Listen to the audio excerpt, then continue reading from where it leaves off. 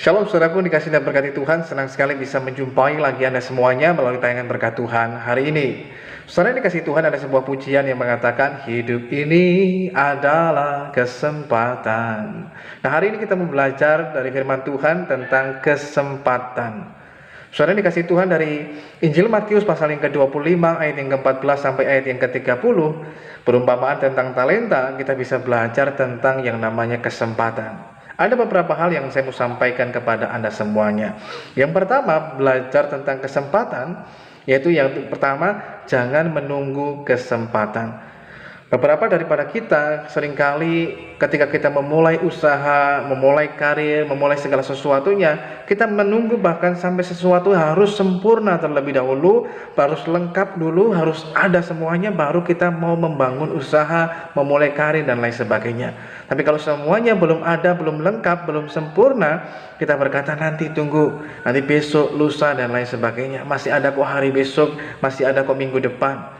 Nah, saudara dikasih Tuhan, kalau orang selalu menunggu kesempatan, maka itu akan menjadikan dirinya sebagai orang yang pasif, cenderung malas dan suka mencari-cari alasan. Sebab itu kita harus mengerti dalam kehidupan kita. Kata kesempatan atau waktu itu di dalam bahasa Yunani ada kata kronos, tapi juga ada kata kairos. Kalau kronos itu adalah waktu yang berjalan secara periodik atau kronologi. Seperti halnya yang kita lalui hari demi hari, ada hari Senin, Selasa, Rabu, Kamis, dan selanjutnya. Itu adalah kronos, waktu yang akan terulang terus secara periodik atau secara kronologis.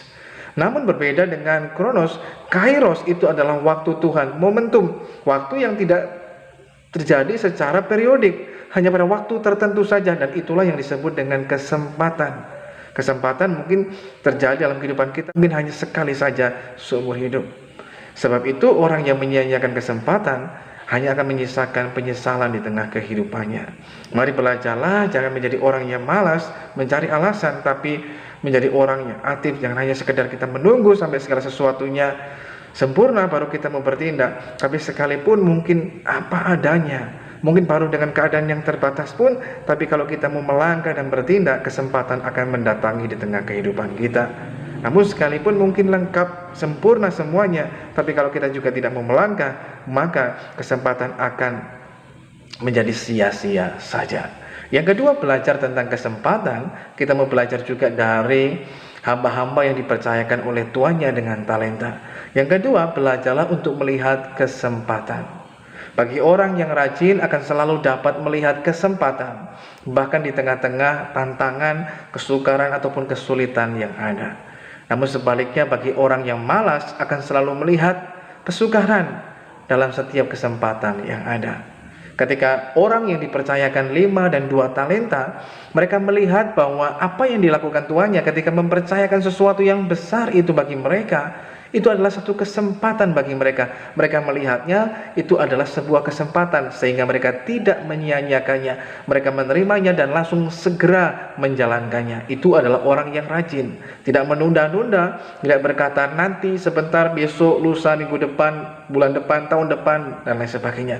Tapi mereka langsung bersegera menjalankannya.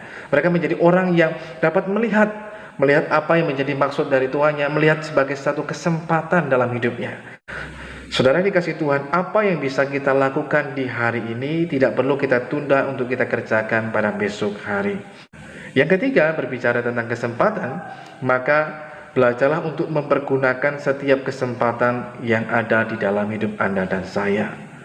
Banyak orang yang mungkin berkata, kalau Tuhan memberikan saya kesempatan yang kedua, saya akan mengubah perilaku saya. Kalau Tuhan memberikan kesempatan lagi, saya akan berbuat ini, itu, dan lain sebagainya.